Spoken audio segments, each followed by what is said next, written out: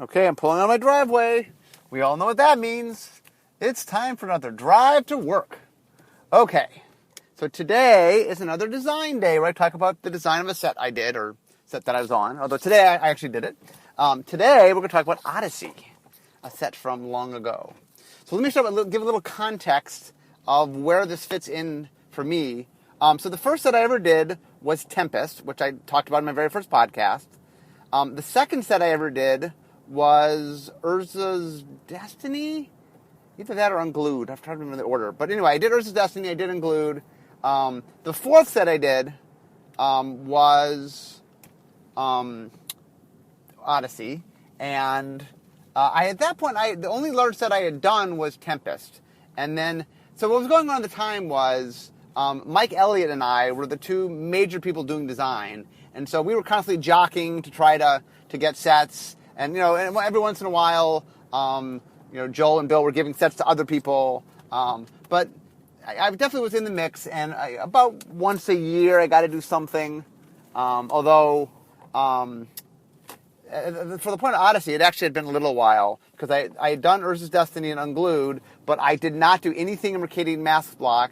And I was very involved in Invasion Block. I did not lead the design for any of the sets in Invasion Block. So I had not led a design in a little while, and I was itching. So I was very excited for Odyssey. And so today, I'm going to talk all about how Odyssey came to be. So let me start with the design team. So the design team for Odyssey is interesting because there's 5 people: Mike Donay, Richard Garfield, William Jockish, and Henry Stern. So I don't know how many of those names you recognize, so I'm going to talk about them.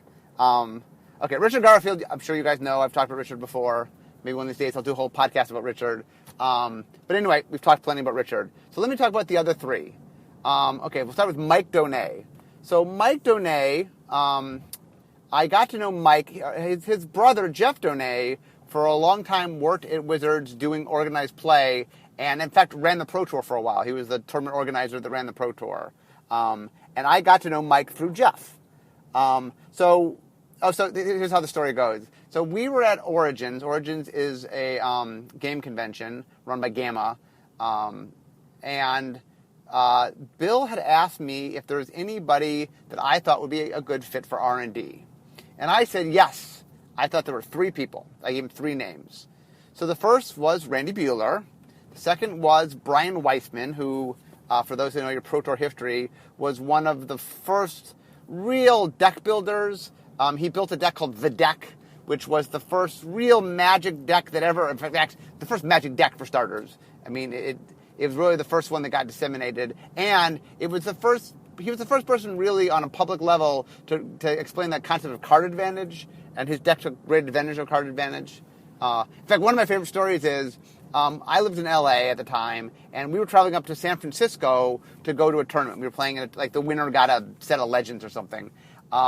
And we were buying moats in LA to take with us because down in LA, moats cost like $1. And up in San Francisco, moats cost like $3 or $4. So we could buy a whole bunch of moats and then sell them. And the reason moats were so expensive was this is in the early days where information wasn't disseminated quite as fast because the internet was young. And in San Francisco, everyone was playing The Deck because of Brian. And so moats were very expensive because everyone wanted them. But down in LA, no one knew anything about that. So moats weren't expensive.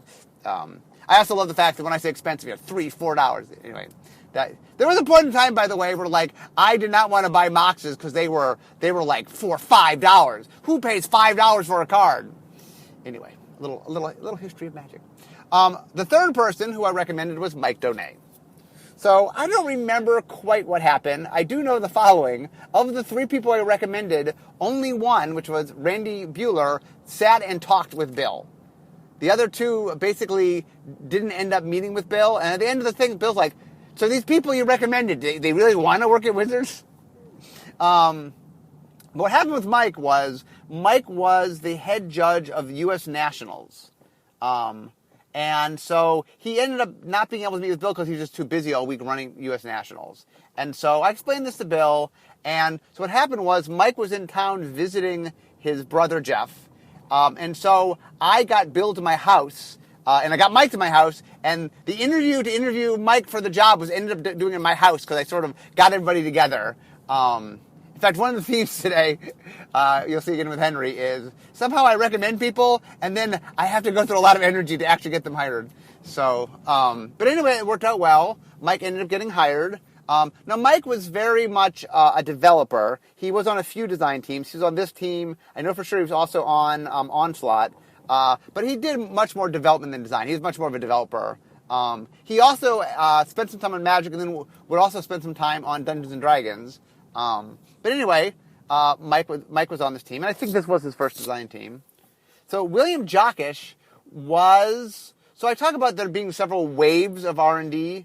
So the first wave were the people that basically were the playtesters that worked with Richard. So talking Scaphalias, Jim Lynn, Dave Petty, obviously Richard himself. That was like the first wave. So the second wave of R&D was the ones where they were all busy doing other things. So Wizards was expanding and doing other games and stuff. And so they hired some people to take over the running of Magic. And that would be me, Bill Rose, William Jockish, Mike Elliott, and Henry Stern, although Henry would come later. I'll explain that in a second.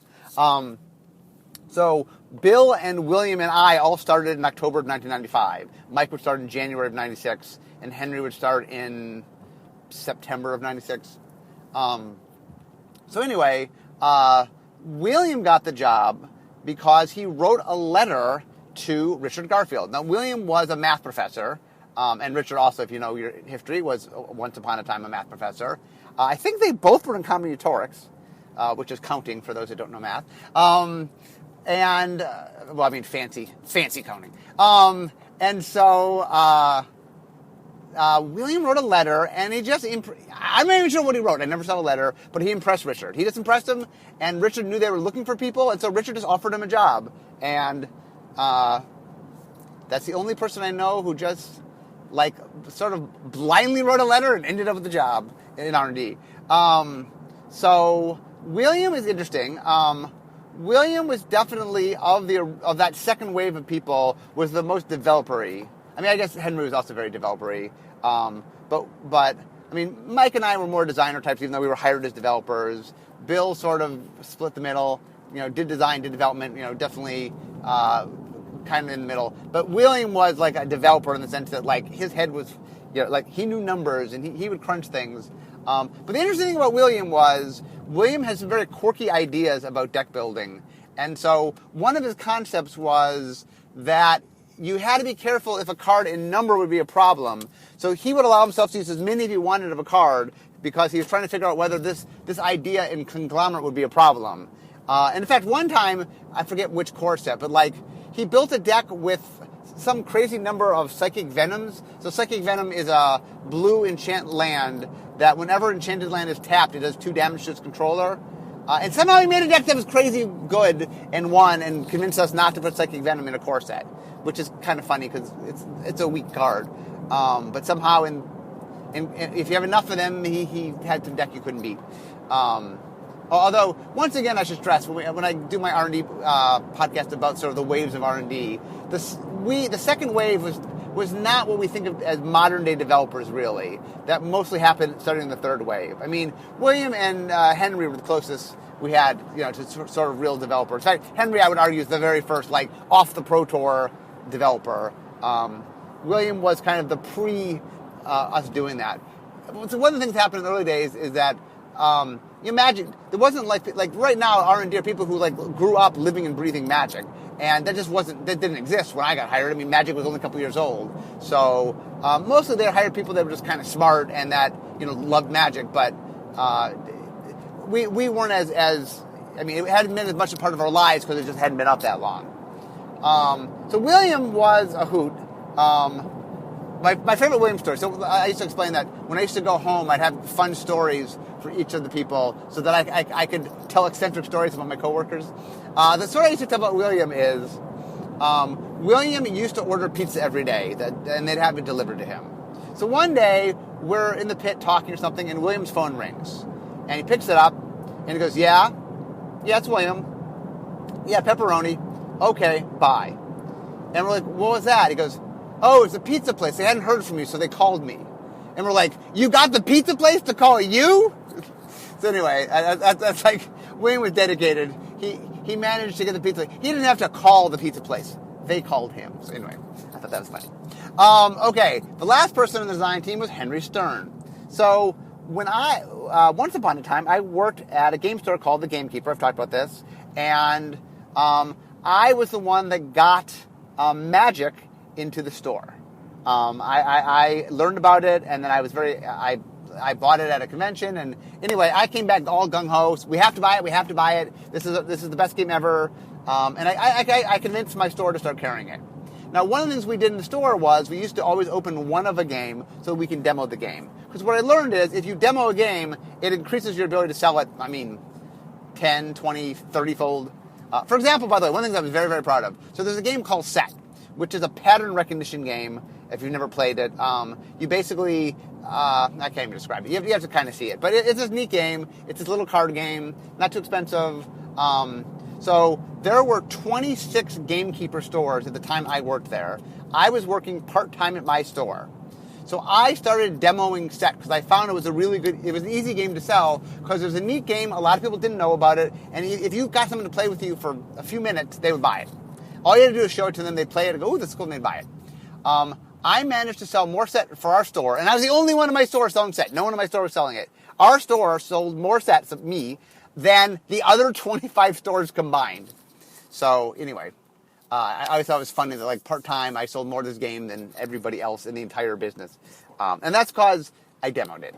And so I had Magic, and I would demo Magic. And one of the things I did was I started getting a hang of the rarities. They weren't official at the time, but I got a good sense of what cards were showing up at what rarity. And so I had a little thing I allowed, which was if people came in, I let them trade with the demo deck as long as they traded 1-for-1. The cards had to not be in the deck that I had, so you couldn't duplicate things, and you had to match rarity, and I was the determiner of rarity. So anyway, Henry Stern came in my shop one day, and I guess he already played Magic, but I let him trade stuff out of the deck, and then he came back, and he used to come back every once in a while just to see, if there were new cards in the starter deck. And so it was funny because we built up a rapport, kind of just him stopping in. And then at one point, he invited me to something, and then we realized that we knew each other from the games. I guess I went on some Magic Net or something, and I was looking for other people in LA to play Magic with, and he responded. And then we figured out that we knew each other from the game store, and then he lived 2 blocks away from me. So anyway, Henry and I became friends. So when I moved up to LA, moving from LA, at some point I was asked if I knew anybody. This is a common question. Did I know anybody who'd make a good fit for R&D? And I said, oh yes, my friend Henry I thought would be a good fit. And so they asked Henry for stuff, and Henry dragged his feet for a while. I'm not sure why, but he took a while to get it done. Finally, he set up his stuff, and one day I was just looking through something, and I saw a bunch of papers, and I realized that there was a no pile, and that Henry had been moved to the no pile, and I didn't know why. And so around the same time, we had done the very first Pro Tour in New York. I talked about that on another podcast, and we made a video, which, by the way, deserves its own podcast because the making of the video is quite the story. Anyway, we needed to redo the commentary on the video because it was all messed up, and so I wanted to do a color commentator, which I used a guy named Sean Carnes, who worked in R&D. At the time, actually, he might not have been in R&D yet. He might have still been in customer service. Anyway, Sean Carnes was known as Captain Volume. At one point in the pit, by the way, I was the 3rd loudest member of the pit. For those that don't know, I'm very loud. And number 1 was Sean Carnes, Captain Volume, who used to scream things at the top of his lungs. I merely talk loudly. I don't scream. Well, sometimes. Okay, so I used Sean to be my color commentator. Sorry, he used my play-by-play, and I needed a color commentator. And so I got Henry. I brought Henry up from L.A. because he was not too far away. He could stay at my place. Good at Wazzy times. Henry stayed at my place. But anyway, I brought Henry up, and I had two goals in mind. One was I thought Henry would be good, but the second was I wanted people to meet Henry. I felt like Henry's his letter, whatever his resume hadn't made a good first impression. Henry, by the way, is funny, is before Henry worked for Wizards, he was an engineer that literally made rockets for Hughes. And so we joked that Henry was literally a rocket scientist, that R&D had hired rocket scientists, or a rocket scientist. But anyway, I got Henry to meet everybody, and once Henry met everybody, he's very personable, that he really sort of turned it around, and we got him off the no pile onto the maybe pile, and then eventually he ended up getting a job. Henry actually got the job but asked to play in Worlds, like pushed back his starting of his job so he could play in Worlds of 96. And he ended up top flooring. He actually did back-to-back top fours, which is a feat not too many people have done. So he sort of left the Pro Tour on a high of doing really well in his last tournament. And so we brought Henry. So it's interesting, by the way, if you've noticed as I'm talking about, Mike and William and Henry were all developers and not really designers. Now, obviously, Richard was a designer, and I was a designer. So this was a development-heavy team. Like I said, both Richard and I are pretty good at making lots of cards, so we were fine. So one of the things about this design is I talk about Magic having ages, like the design has ages. You see, the R&D have waves, but Magic has ages. So the first age, or the golden age, is Alpha through Alliances. And I'll do a podcast on this one at some point. But the first age is more about focusing on cards and just having cards that resonate. The second age was Mirage through Prophecy. And that was more about making blocks, sort of getting Magic refocused on the idea that blocks exist. So Invasion was the start of the third wave, if you will. Or not wave. That's wave is the people. It's age, third age. So Invasion introduced the idea of a theme, that the block was a multicolored block. It was about something. Before that, it's sort of like, well, what's the block about? Well, here's the two new mechanics. That was the big thing, What's Mirage about? Well, it's got African sort of setting, and it's about flanking and phasing. Tempest, well, there's a story going on, and it's about shadow and buyback. And Echo, Urza Saga was, well, there's some more backstory, and it's about cycling and Echo, And the innovation of Invasion really was like, look, the block is going to have a theme, and it's going to be about something sort of mechanically, have a mechanical identity. And so Invasion obviously had a multicolor identity. So when it came time to do Odyssey, I was like, okay, I want an identity. And the one I was very excited about was the idea of doing the graveyard. Weatherlight had messed around with the graveyard, and the Dark had messed around a little bit with the graveyard, but there hadn't been a whole block on it. It had just been individual sets that messed around a little bit, and I thought there was a lot of potential there. So the interesting thing was at this time, while this was going on, the current creative team kind of was dissolving. And so Bill came to me and said, okay, Mark, I have nobody to do names and flavor text. For Odyssey, could you do names and flavor text? And I said, sure, I can do names and flavor text. And so during Odyssey was us building up the new creative team, which was a different creative team than the current creative team. And so I wasn't in charge of story. Other people were doing story. But I was in charge of names and flavor text. I did a lot of card concepting. I was in charge of sort of making the cards make sense. Now, if you'll notice, I don't know if you noticed with Odyssey, for those that know Odyssey, I definitely pushed flavor text and names a little bit. There's names like Need for Speed, and there's a card called Gorilla Titan that had the flavor text. It shows a gorilla holding up his hand, and the flavor text was, I want a banana this big. And the funny thing about that was that originally we had a very serious piece of flavor text, and the art came in, and it was a silly-looking gorilla, who, by the way, if you've never noticed before, has a tail. No one ever notices that, but he has a tail, because obviously in Dominaria, giant gorillas have tails.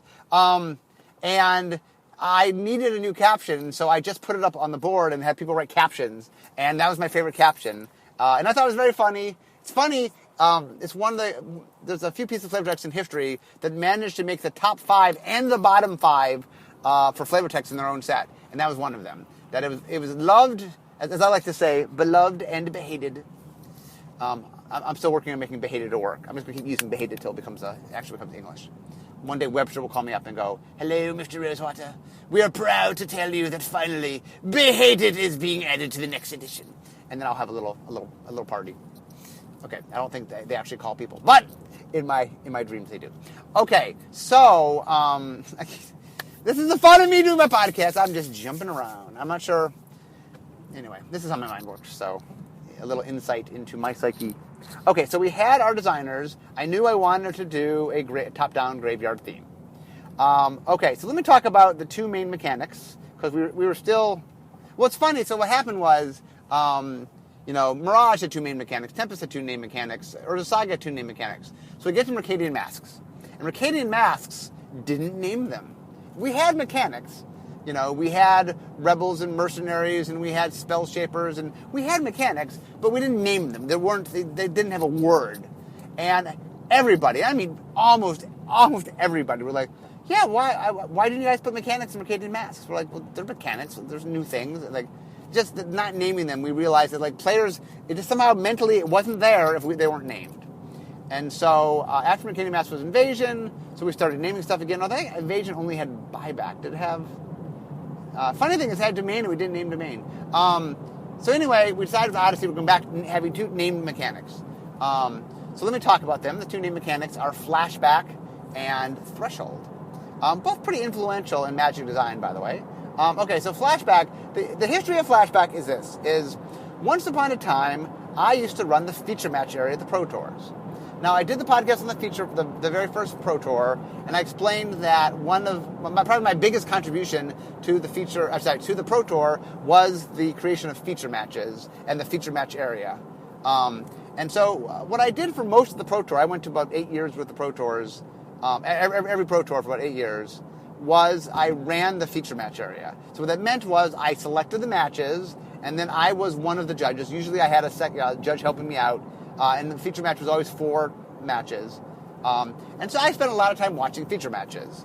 And one of my little games, sometimes, Magic often has very dynamic, exciting games, but sometimes, one person gets ahead. And in my head, whenever someone would get ahead, I would give little rules to the guy behind in my head to see what he could do. And I think this idea, I think Vanguard came out of this idea also, by the way.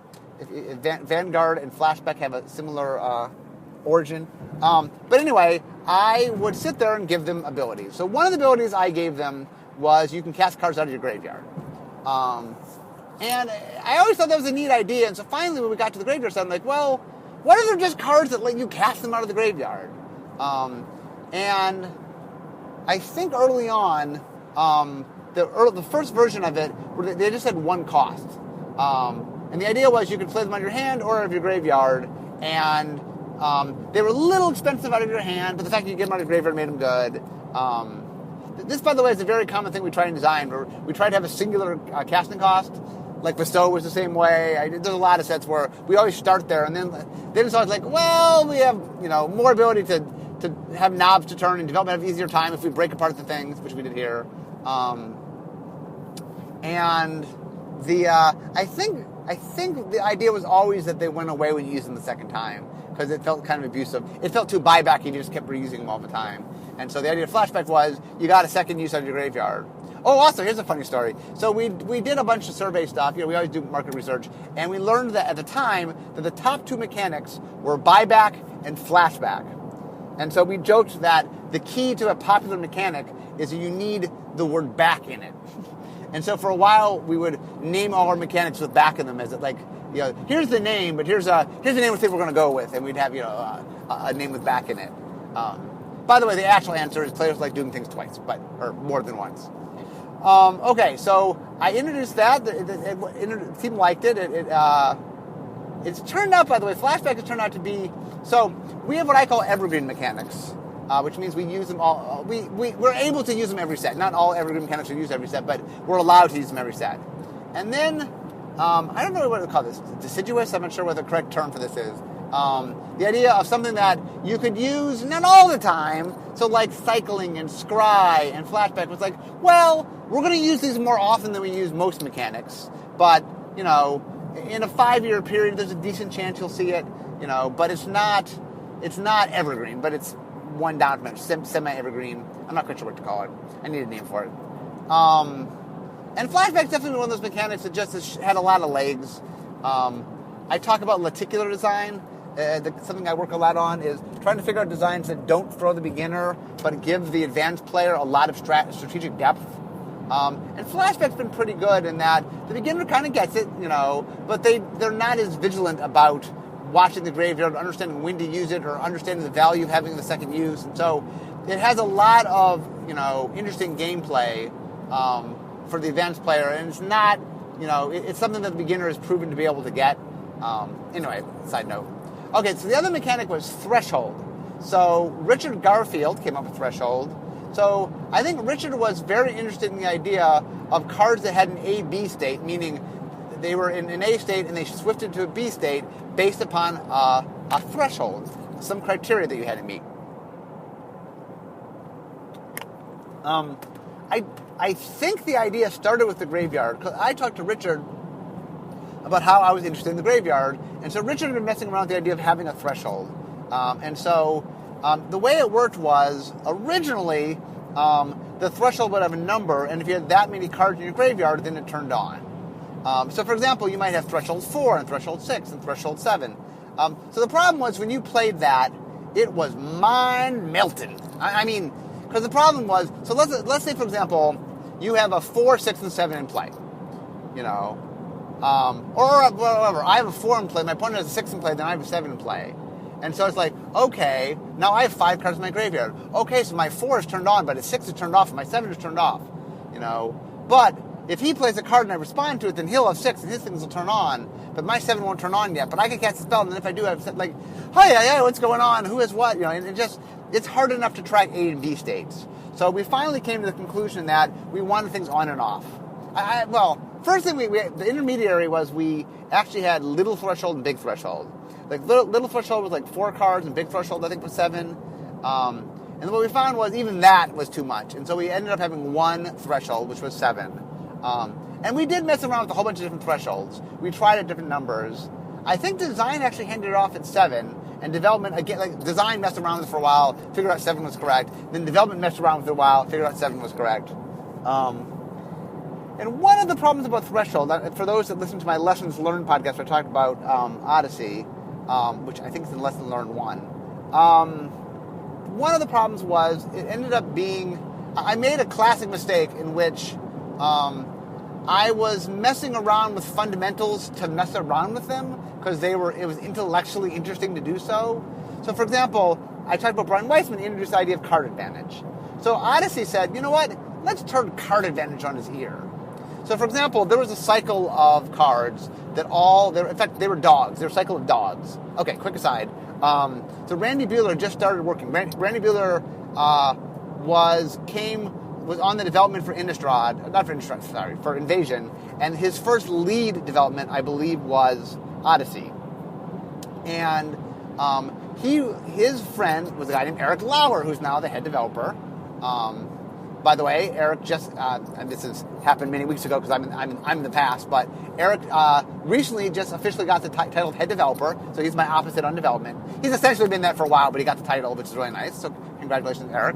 Now, Eric was a friend of Randy's. In fact, Randy would get Eric hired later on, but Eric at the time was not working for Wizards, and Eric loved dogs, and so Randy made the cycle and asked me if we can make them dogs, and I said I was in charge of the creative at the time, if you remember. So it was my call what the creature types were. So I said, okay, we can make them dogs, and that's where Wild Mongrel and Patrol Hound, and anyway, there's one in each color, and the white one was famous because you would discard it to give things first strike, and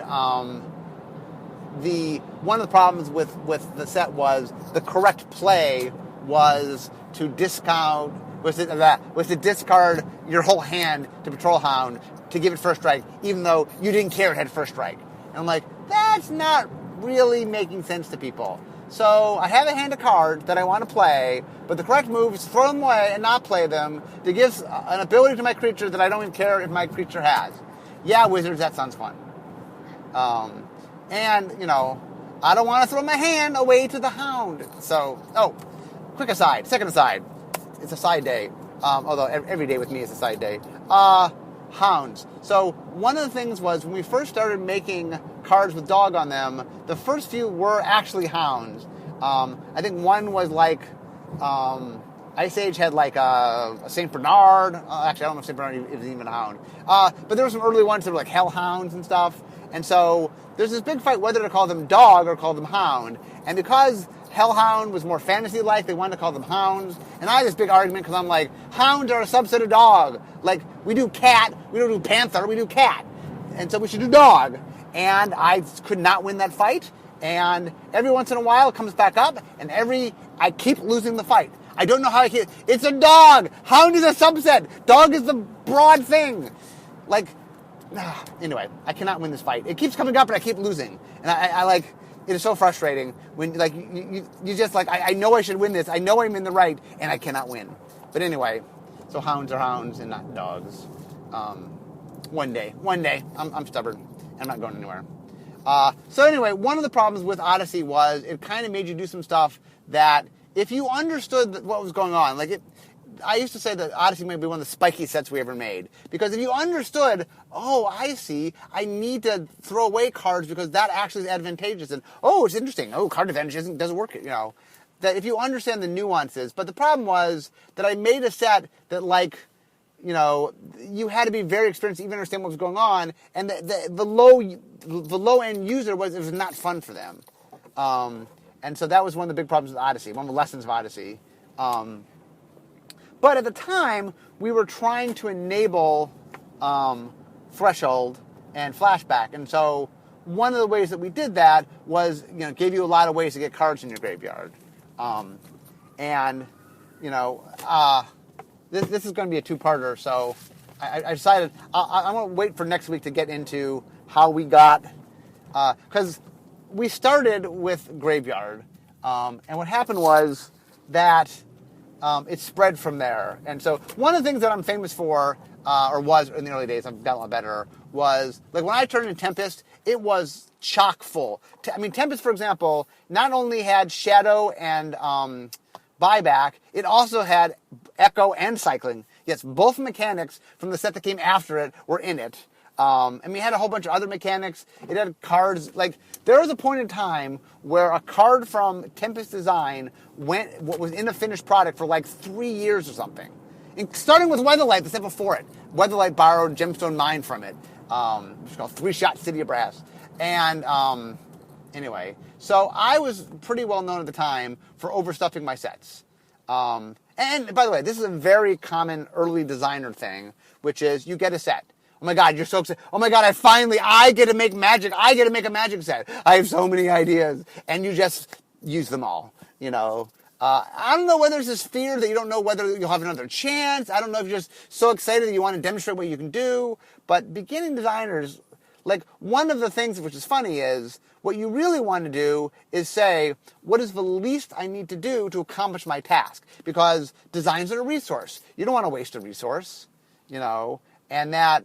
the way I sort of explain it is, like, let's say I want to make my kids happy, you know, and so I take them for some dessert, and I give them some dessert.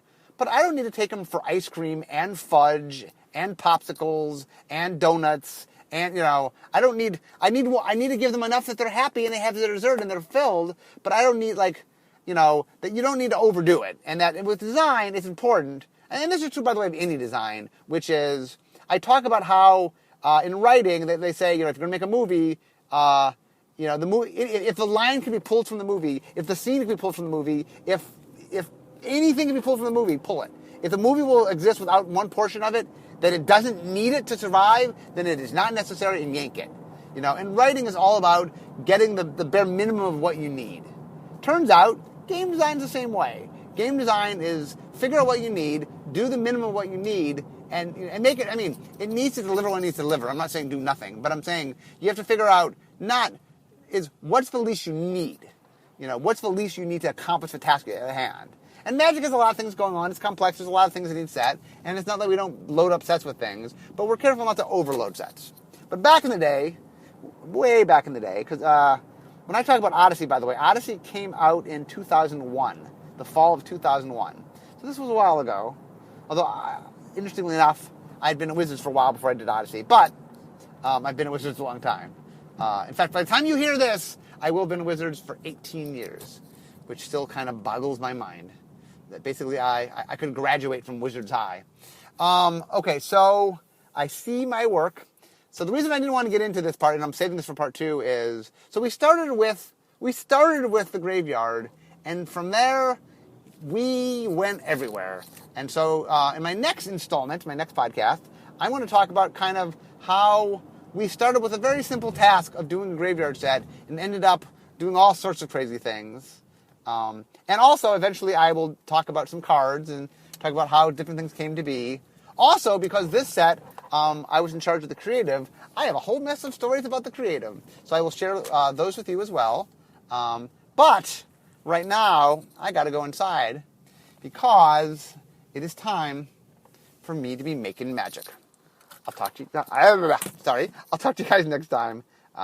It was fun having you.